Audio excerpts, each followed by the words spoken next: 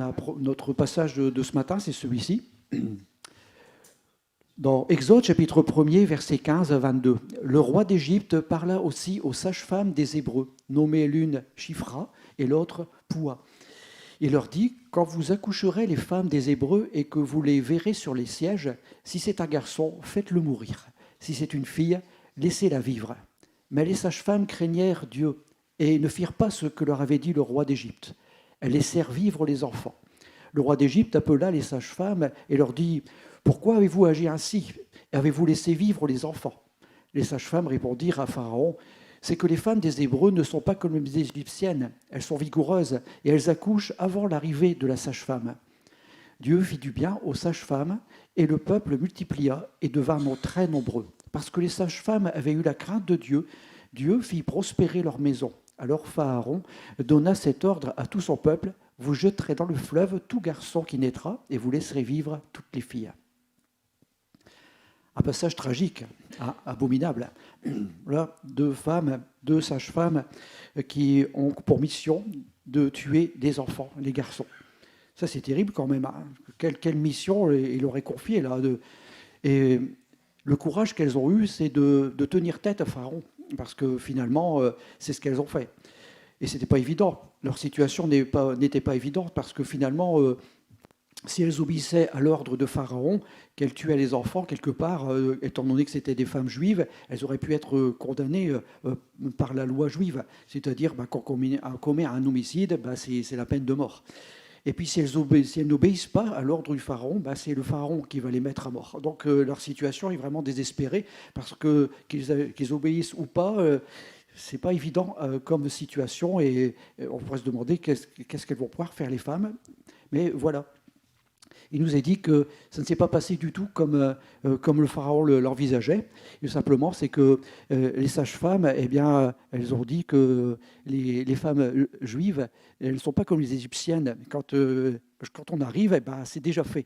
Parce qu'apparemment, le but de ces femmes, c'était de tuer des enfants pendant que la femme était encore en travail. C'est ça le texte original dit ceci, quand les femmes étaient encore en travail, c'était à ce moment-là qu'il fallait faire mourir les garçons. Sur un siège, il nous est parlé d'un siège, alors je l'ai noté parce que c'est pas facile à retenir, c'est le Sela Parturientis, c'est juste une info comme ça, c'est un siège spécial qui permettait à la femme de s'asseoir, le siège était échancré pour pouvoir recevoir l'enfant, donc le temps de déplacer ce siège-là et d'aller voir la femme qui était en travail, l'enfant était déjà né. Alors, c'est vraiment un passage sombre de l'histoire de l'Égypte, mais aussi d'Israël. Mais on voit ces deux femmes qui, malgré cette période sombre de l'histoire, elles ont quand même fait la différence par leur façon de se comporter. Et puis, quelque part, on se dit, mais heureusement qu'elles ont fait ça. Parce qu'on sait que par la suite, des garçons sont nés et que parmi ces garçons, il y avait un petit garçon qui s'appelait Moïse. Et si voilà par là la main de Dieu qui a déjà agi, parce que finalement, là, il y avait toute une histoire qui était écrite par derrière et ça ne devait pas se passer comme ça. Et ça, c'est important de savoir que finalement, le Seigneur a des plans pour nous, individuellement, mais il a aussi des plans pour l'humanité, pour le monde. Quelquefois, on ne comprend pas tout. On se dit, mais pourquoi un tel il se retrouve à la tête d'un pays, il fait la guerre, il détruit, mais on ne comprend pas tout, mais Dieu est souverain. Et s'il a institué ces choses-là, c'est parce qu'il y a quelque chose à apprendre, c'est quelque chose à retenir et quelque chose dans le plan de Dieu qu'on ne comprend pas, mais qui sont dans le déroulement que Dieu a prévu. Alors, ces deux femmes-là, on pourrait dire vraiment, ce sont des femmes extrêmement courageuses. Et quelque part, il y a une femme qui s'appelle Janine El-Koubi, qui est une conférencière sur le judaïsme et qui a dit que cette période-là, à ce moment-là, c'était un petit peu comme l'époque de la Seconde Guerre mondiale envers le peuple juif. C'était vraiment la persécution, la déportation. C'est un petit peu comme ça qu'elle présente les choses. Alors le pharaon a imaginé pouvoir faire ce travail macabre à ces femmes. Alors ces femmes n'étaient pas forcément des professionnels, hein, parce qu'à cette époque-là, c'était souvent des amis ou des membres de la famille qui aidaient la personne à accoucher. Bon, il y avait quand même des professionnels, hein. Mais voilà, donc le pharaon avait prévu de faire ça, mais ça ne s'est pas toujours passé comme ça. Alors pour ces deux personnes, pour ces deux femmes-là, elles étaient devant une situation très délicate. Alors, il y a trois façons de réagir lorsqu'on a. Alors, pour ces trois femmes-là, il y avait trois façons de réagir et de se dire, ben, premièrement, je dirais la première, qui est souvent la plus fréquente, c'est de se déresponsabiliser du contexte. On pourrait se dire, bah, écoutez, bah, moi j'ai reçu un ordre, bon, bah, j'exécute, après tout, je ne suis pas responsable. Alors on pourrait se poser la question, mais qui est responsable? Celui qui donne l'ordre ou celui qui exécute l'ordre? Bon, simplement, moi je pense que c'est les deux, hein, qui est la responsabilité des deux. Donc on pourrait quelque part dire, ben, ces femmes, elles auraient très bien pu agir de cette manière-là, puis dire, bah, écoutez, on a reçu l'ordre du pharaon, après tout, hein, c'est lui le maître du monde de cette époque-là, qui était vraiment une grande puissance, l'Égypte, à cette époque-là. Donc on va lui obéir, et puis après tout, on n'est pas responsable. La seconde façon, c'est de refuser ouvertement de désobéir à l'ordre du pharaon. Mais on l'a vu, hein, il y avait danger de désobéir, parce qu'à la fin, c'était peut-être la mort. Puis il y a une troisième façon aussi, eh bien, c'est d'obéir, mais qu'avec les lèvres, mais pas avec le cœur. Finalement, c'est ce qu'elles ont choisi, ces femmes-là. La situation a fait que eh bien, les femmes avaient le temps d'accoucher avant qu'elles n'arrivent. Et ça, c'est encore un miracle, je dirais, de la part du Seigneur, de faire en sorte, eh bien, ces personnes n'ont pas eu à décider de faire vivre ou de faire mourir, mais plutôt le miracle était déjà là. Alors tout le monde n'est pas un Élie, hein, où on ose aller devant, je dirais, les grands de ce monde, et puis de pouvoir apporter la parole. D'autres sont appelés peut-être à être comme des Abdias, le prophète Abdias, qui lui tout simplement était là dans sa famille et servait sa famille. Alors je crois que eh bien, chacun de nous a une place, et chacun de nous a une place dans la société. Et aussi, là encore, on a besoin, là où nous sommes, de témoigner, ce que nous a dit tout à l'heure, hein, de témoigner là autour de nous, pendant qu'on le peut encore.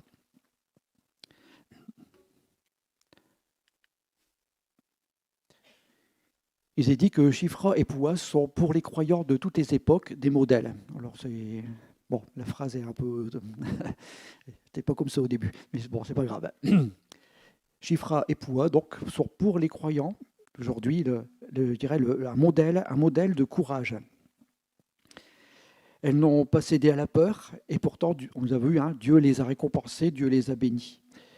Ces femmes ont eu toute l'énergie, tout le dynamisme, toute l'intelligence nécessaire pour sauver la situation, mais aussi assurer la survie d'un peuple et la continuation de son histoire. Et c'est ce qu'on a vu, hein, en désobéissant à l'ordre du Pharaon, et ils ont ainsi continué et permis de ce que l'histoire d'Israël continue au travers de Moïse et de toutes les autres choses qui sont arrivées par la suite. Alors le comportement de ces deux femmes nous renvoie à une grande question qui est d'actualité. Comment peut-on rester chrétien dans notre société? Comment peut-on rester encore chrétien dans notre société? On s'aperçoit que finalement, bien que ce soit du temps de ces deux femmes, que ce soit du temps de Noé, que ce soit de notre époque aujourd'hui, on s'aperçoit que finalement, il y a comme une sorte de cycle qui revient. Et aujourd'hui, on se retrouve dans une société qui n'est pas évidente. On voit que jour après jour, il y a cette montée de violence, de chaos. Et ce n'est pas seulement dans notre pays, c'est partout dans le monde. On voit qu'on est vraiment sur la fin des temps. Et ce n'est pas toujours facile de rester croyant, de continuer à marcher avec le Seigneur, de conserver cette foi, ce courage d'avancer. Alors, comment peut-on rester chrétien dans la société actuelle? Comment rester croyant devant tant de méchanceté, de violence tout autour de nous? Vivre pour Dieu tout en restant présent dans la société actuelle, n'est-ce pas, après tout, l'appel lancé à tout chrétien? C'est ce que nous a dit. Le Seigneur nous a dit, allez par tout le monde et faire des disciples. Jésus dira aux gens du monde, il dira, venez, venez, vous qui êtes fatigués et chargés, je vous donnerai du repos. Mais à l'Église, Jésus dit, allez, allez de toutes les nations et faites des disciples. Et c'est notre mission, malgré que les événements de notre société ne sont pas évidents.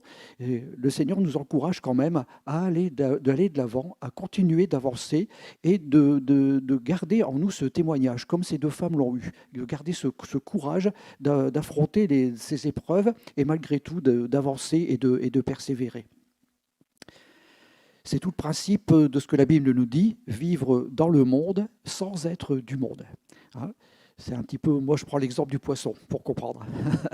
Le poisson, il vit dans l'eau salée, mais quand on le mange, il n'est pas salé. On est obligé de l'assaisonner. Voilà, c'est un petit peu comme ça. On nous demande, en tant que chrétien, on est dans le monde, oui, mais on n'est plus du monde. Donc on a une différence à montrer, comme ces femmes l'ont fait. Elles avaient une différence en elles, elles avaient cette crainte de Dieu, et elles ont montré par là combien c'était important d'obéir à Dieu. Alors, malgré tout, quand on y réfléchit bien, quelquefois ça nous arrive inconsciemment de nous retirer du monde, et d'être dans le monde, mais d'être dans le monde et puis de ne plus s'occuper de ce qu'il y a autour de nous. Ça peut arriver qu'on peut se retirer du monde en adoptant un vocabulaire qui n'est pas forcément compris par les gens qui nous entourent. Si je vais leur parler d'ésotérisme, si je leur parle de canon de la Bible, d'apocryphe ou bien de certains herméneutiques, ils vont avoir des grands yeux comme ça. Ils vont dire, mais qu'est-ce qu'il dit celui-là? Ils ne comprendront pas ce qu'on va leur apporter. Donc c'est par là qu'on a besoin aussi dans notre témoignage, dans nous apportons la parole, l'évangile, d'avoir des mots qui sont adaptés aux personnes qui nous entourent pour qu'ils comprennent pleinement l'amour de Dieu et qu'on ne puisse pas avoir des grands mots biblico-spirituels que les gens ne comprendront pas. C'est un petit peu notre vocabulaire à nous, de laisser un petit peu de côté pour pouvoir s'adapter au monde, être dans le monde mais sans être du monde. On peut aussi se retirer du monde en négligeant quelquefois des amitiés non chrétiennes. C'est vrai, hein, ça arrive quelquefois, on dit celui-là n'est pas chrétien, donc j'en veux plus. Ce qui malheureusement est arrivé à nous à la maison quand mon père est décédé. Quand mon père est décédé, j'avais 14 ans. Et avec ma mère, quand on est venu à l'Évangile, on n'avait pas tout compris exactement ce qu'il fallait faire. Hein. C'est vrai, il y a encore des choses à apprendre.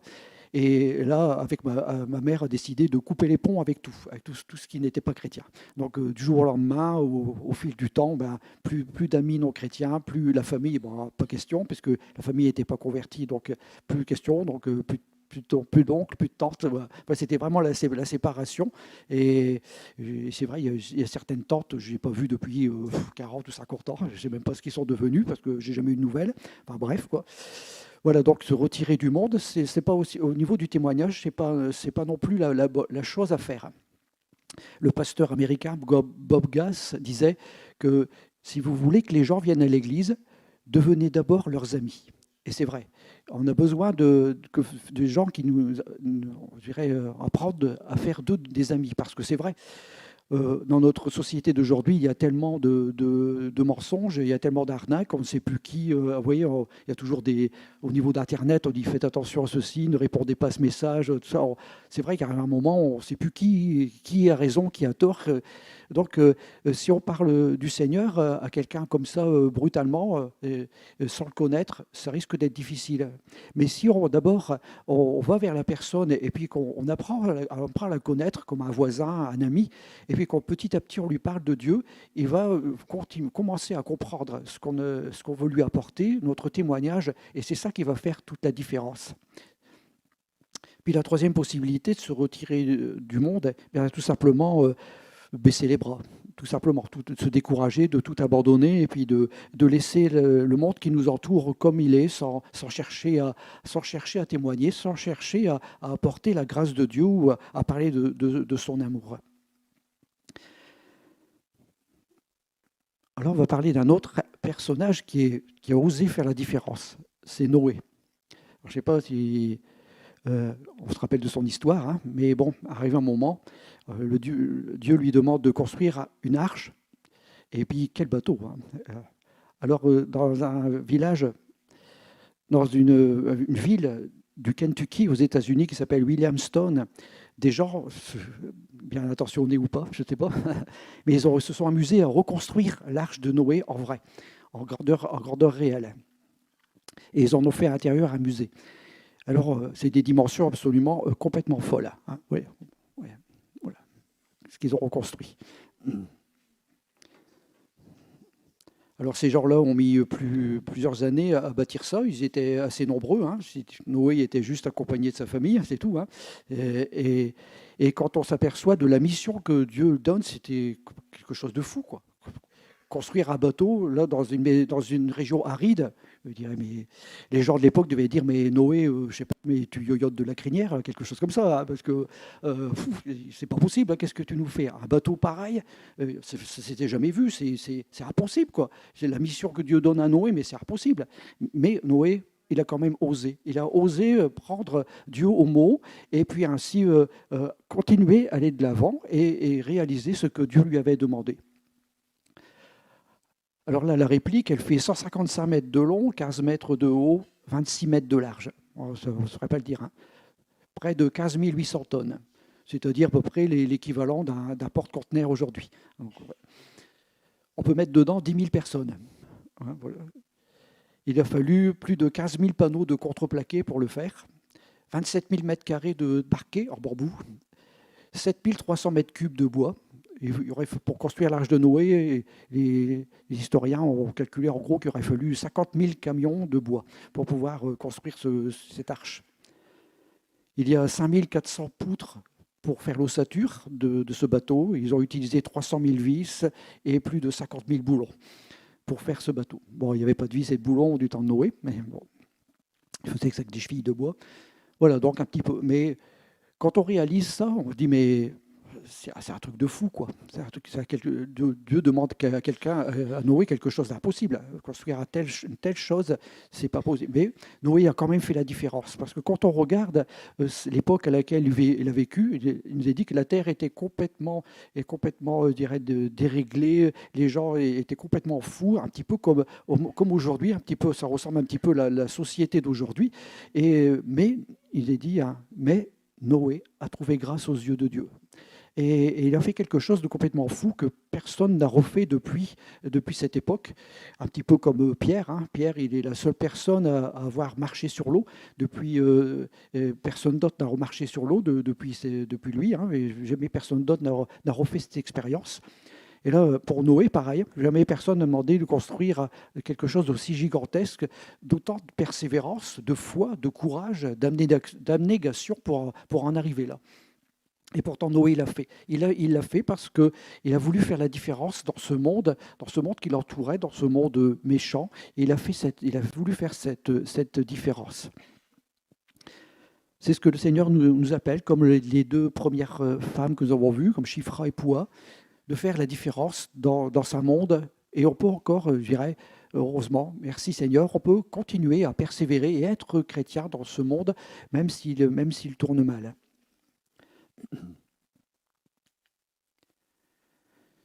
Shifra veut dire belle, splendide. Et Poua vient d'une racine qui veut dire étinceler.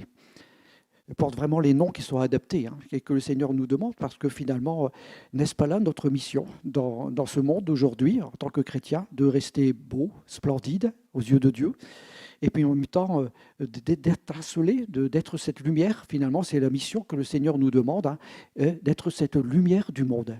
Comme il est dit dans Matthieu 5, hein, on n'allume pas une lampe pour la mettre sous le boisseau, mais on la met sur le chandelier et elle éclaire tous ceux qui sont dans la maison. C'est vrai, c'est ridicule hein, d'allumer la lumière puis mettre un pot de fleurs dessus, ça ne sert à rien. Hein, non, on allume la lampe, c'est pour qu'on soit éclairé, pour qu'on puisse voir. Et c'est ce que le Seigneur nous demande.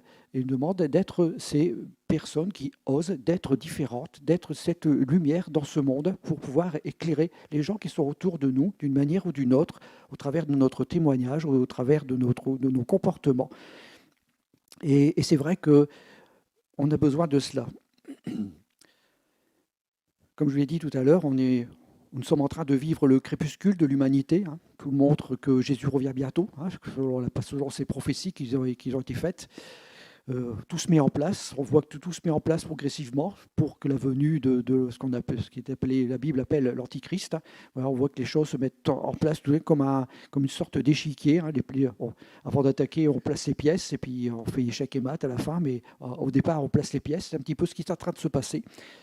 Et petit à petit, on voit que l'ombre, la nuit est en train de descendre sur cette humanité. Et il est temps pour nous d'être cette lumière pour éclairer nos contemporains, nos amis, nos familles, pour leur parler de cet amour de Dieu.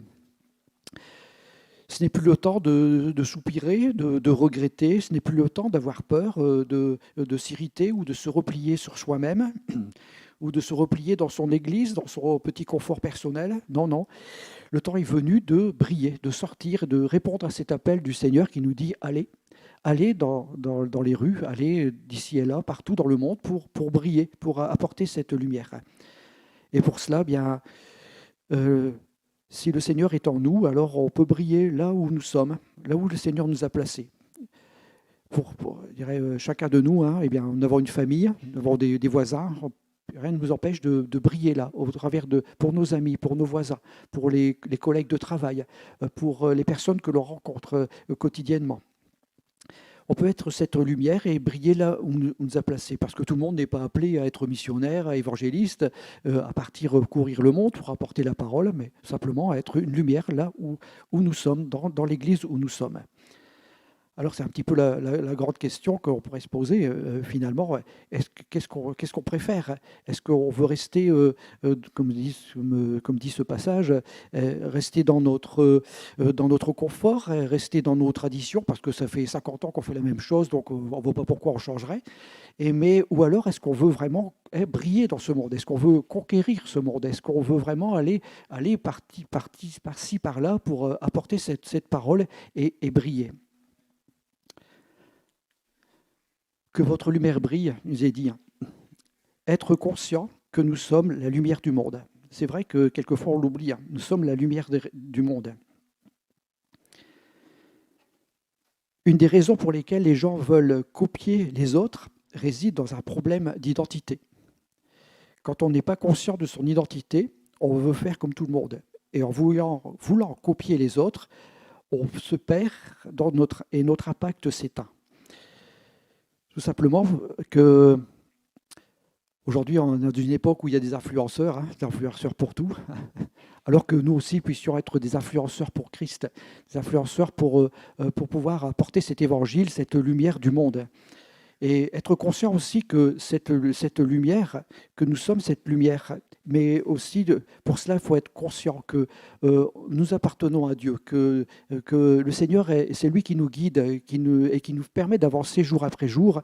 Et ça ne sert à rien de copier les autres parce que finalement, Dieu nous a créés uniques. Nous sommes absolument uniques. Même des jumeaux sont uniques dans leur caractère ou dans leur comportement, dans leur personnalité, même s'ils se ressemblent comme deux gouttes d'eau physiquement. Et chacun est unique. Et si on est unique, c'est parce que Dieu aime la diversité. Et c'est ça qui est bien. C'est parce que justement, tous ensemble, en formant une seule équipe, on peut avancer. C'est ça qui fait notre force et qui fait qu'on peut conquérir encore le monde pour le Seigneur et être cette lumière. Si quelqu'un est en Christ, il est une nouvelle créature. Les choses anciennes sont passées et voici toutes choses sont devenues nouvelles, nous dit 2 Corinthiens 5, 17. On a besoin donc de prendre conscience qu'on a besoin de prier donc dans les ténèbres. Et le Seigneur nous l'a dit, on l'a vu, être la lumière du monde. Que votre lumière brille. Ça, c'est la première chose, être conscient que nous sommes la lumière du monde. Puis ensuite, la deuxième chose, c'est d'accepter d'être différent. Parce qu'on ne peut pas être comme tout le monde. On ne peut pas non plus, comme on l'a dit tout à l'heure, être dans le monde et être comme le monde. Non, on a besoin de faire la différence, comme l'ont fait ces deux femmes, Shifra et Poua, ainsi que Noé et tant d'autres. Là, c'est les exemples de ce matin, mais tant d'autres ont fait la différence dans leur vie. Et ça, c'est ça aussi, accepter d'être différent. Aujourd'hui, le monde veut que tout le monde soit pareil, tout le monde a la même voiture, le même ordinateur, le même téléphone, voilà, mais non, non, apprendre à être différent dans notre vie de tous les jours. Et c'est ce qui est important d'accepter aussi dans notre vie, pour ne pas avoir peur d'affirmer notre foi, de parler de l'amour de Dieu, d'accepter que notre comportement soit différent. C'est vrai que c'est pas toujours facile, même déjà entre nous, hein, de se comprendre. Quelquefois, il suffit qu'un mot a été mal compris, et puis ça y est, ça part en vrille, comme on dit. Mais c'est vrai que c'est pas facile, mais c'est ce qui fait aussi donc, je dirais, notre force et je dirais nous permet ainsi d'avancer, d'être cette lumière. Et puis la troisième chose, pour être cette lumière, c'est oser s'affirmer. Jésus disait à ses disciples qu'ils sont la lumière du monde. Et une lampe ne peut pas être placée en dessous d'un chandelier, mais plutôt sur le chandelier pour que cette lumière puisse éclairer toute la maison. Ah oui, c'est vrai. Alors, donc, nous ne devons pas avoir peur de briller en tant que lumière et de répandre toutes les valeurs de Christ partout. On peut se rappeler de ce passage de Luc 9, 26 qui dit « Quiconque aura honte de moi, bien, j'aurai honte de lui ». Et ça, quelquefois, c'est parlant, quoi. Dans le fond de son cœur, il dit avoir honte de Christ. Alors là encore, nous est demandé donc de briller, que notre lumière brille, ne pas avoir peur de parler autour de nous, de oser s'affirmer comme je dirais Noé l'a fait. Hein, on l'a vu, hein, un bateau dans un lieu désert, loin de la mer, avec un travail phénoménal, colossal à faire, c'est quelque chose de complètement fou. Alors ça, quelque part, eh bien, c'est important de s'en rappeler parce que finalement, chacun de nous a une mission. Et peut-être dans ton cœur, le Seigneur a déposé quelque chose, un projet, un rêve. C'est peut-être quelque chose de complètement fou, dire mais je ne vais pas y arriver. C'est grandiose ce que le Seigneur me demande de faire. Mais là encore, en osant faire la différence, eh bien, au bout, il y a la bénédiction, comme on l'a vu, hein, pour Noé, mais aussi pour ces deux femmes du départ. Il y avait la bénédiction parce qu'elles ont osé être différentes. Elles ont osé faire la différence et affirmer leur foi, affirmer leur crainte de Dieu. Et puis, bien sûr, la dernière chose qu'il ne faut pas oublier pour garder cette lumière, eh bien, tout simplement, c'est de rester attaché à la source que Dieu est lumière. Je ne sais pas si vous avez déjà remarqué, mais la Bible commence par la lumière. Il est dit, au commencement, Dieu créa le ciel et la terre et la lumière, que la lumière soit. Et puis, elle finit aussi par la lumière. Je ne sais pas si vous avez remarqué, mais les derniers versets de la Bible parlent de la lumière. On nous a dit que eh bien là-bas, dans le ciel, on n'aura plus besoin de soleil, parce que Dieu sera notre lumière. Donc la lumière, c'est important de rester attaché à cette source de la lumière. Demeurez en moi, je demeurerai en vous, comme le sarment ne peut de lui-même porter son fruit s'il ne demeure attaché au cep.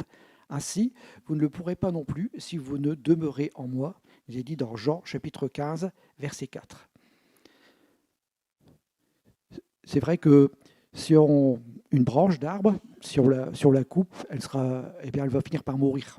Parce que la sève du tronc ne pourra plus l'irriguer, ne pourra plus être nourrie, elle ne pourra plus prospérer, grandir, porter du fruit. Et c'est un petit peu ce que le Seigneur nous montre par là aussi, au travers de cette lumière, c'est qu'on a besoin régulièrement de revenir à cette source de la lumière pour retrouver cette envie d'être différent, de continuer à avoir cette foi, ce courage d'être différent, de oser parler de soi, oser parler autour de soi du Seigneur et de son amour et de sa générosité. Rester attaché à la source, eh bien c'est vraiment le secret pour continuer à briller dans ce monde qui est ténébreux, obscur, en restant tout simplement connecté à cette source.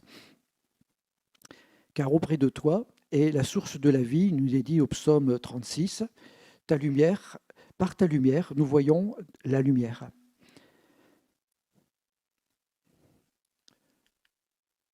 Oups, un peu vite.